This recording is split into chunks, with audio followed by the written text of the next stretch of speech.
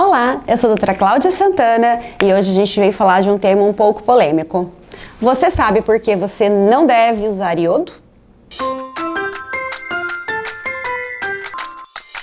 O iodo, ele é um mineral extremamente importante para o adequado funcionamento da minha tireoide. Ele é necessário para a produção dos hormônios tireoidianos, que regulam o desenvolvimento e o metabolismo do meu organismo. Porém, a necessidade diária de iodo para um adulto saudável é em torno de 150 microgramas dia. É lógico que essa necessidade varia de acordo com a idade e com o sexo. E nas mulheres, essa necessidade pode ser maior durante a gestação, sendo indicada 250 microgramas por dia. Antigamente, no Brasil, nós tínhamos uma doença chamada de bócio endêmico, que é quando as pessoas tinham uma deficiência, uma carência de iodo, a tireoide crescia e faziam aqueles bócios volumosos, chamado de papo. Lá na década de 50, foi instituída uma lei obrigando a iodação do sal. Então, o nosso sal de cozinha, ele é iodado para suprir a necessidade de iodo na nossa alimentação. Porém, o brasileiro come muito sal. A recomendação é que seja de 5 a 6 gramas de sal por dia. E a média de consumo de sal, esse alimento universal de nós brasileiros, está em torno de 12 gramas por dia.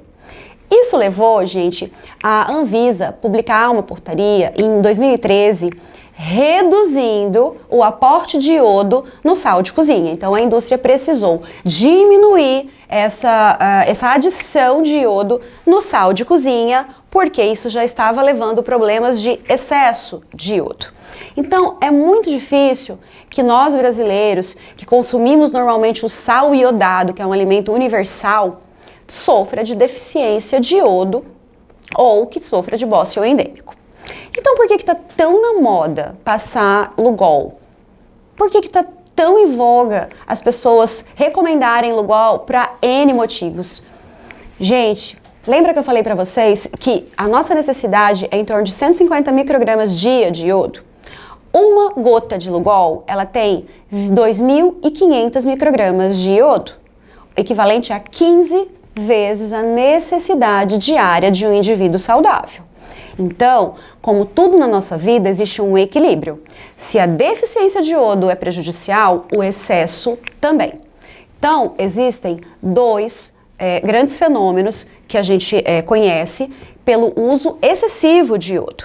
Primeiro, e mais comum que a gente vê, é o uso agudo, do Lugol ou de um outro medicamento que seja rico em iodo, como a amiodarona, por exemplo, que é um medicamento que tem bastante iodo em sua composição, mas que é necessária para o tratamento de doenças cardiovasculares. O que acontece? A nossa tireoide, ela tem um mecanismo de autorregulação e ela satura.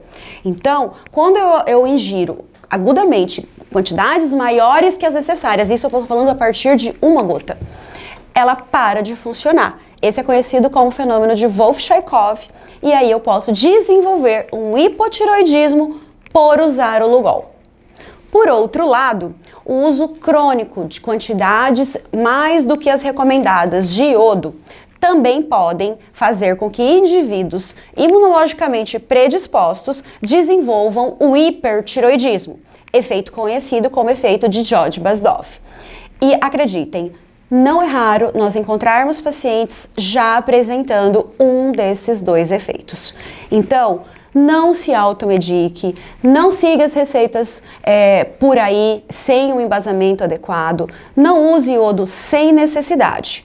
Então, quando que eu preciso de fato usar iodo? Recomendação de Lugol é 2, na tempestade tireotóxica ou então no preparo para a cirurgia da tireoide, a tireoidectomia, no caso de uma doença de Graves, que essa glândula encontra-se hipervascularizado. Espero ter ajudado. Dúvidas, coloquem aqui embaixo.